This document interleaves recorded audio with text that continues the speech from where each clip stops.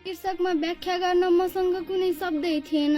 मेरो यो भनाइ नसुन्नेलाई आफ्नो परिचयले कुनै अर्थै दिएन। 60 वर्षभन्दा कम उमेरमै मरेर जाने यो शरीरको लागि घमण्ड गर्न परेन। जीवनलाई भोग्दा भोग्दा भन्नुहोस् न कति व्यक्तिको आँसु झरेन। जिम्मेवारीले ढल्किएको काँधमा धेरै पैसाले मात्र साथ दिनुपर्ने। आज हो कि भोलि भन्ने जीवनमा नि किन हो र रुनु पर्ने। खासमा त मिल्नु पर्ने हो के, खासमा त मिल्नु पर्ने हो के।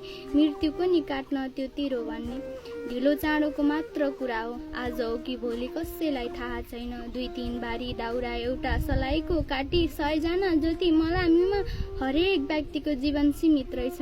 यति मरिमेटी टछाड मछाड गरेर पनि अन्तिममा मृत्यु हुनुपर्ने। देउता हजुरलाई त थाहा थियो नि मरेर जाने जीवन हो। किन आफ्नोमा चाहिँ सधैँ खुसी, हाम्रोमा चाहिँ रुनु पर्ने के। बाँच्नेहरूको लागि जीवन, मर्नेहरूको लागि स्वर्ग र नर्क छुट्याइएको छ कि। हरेक दिनको पहेली हेर्दा र सुल्झ्याउँदा म परेकी छु चकित। मृत्यु बिनाको जीवनको कुनै अर्थै थिएन र आमा बुवाको आशीर्वादले र प्रेरणाले कहिले सामर्थ्य नै दिएन र। कति कठोर गर्नुपर्छ है, कति कठोर गर्नुपर्छ त्यो हरेक दिनको दुःख सम्हाल्न। यदि नभएको भए कसैले पनि पर्ने थिएन मृत्यु शब्दको नियम अँगाल्न।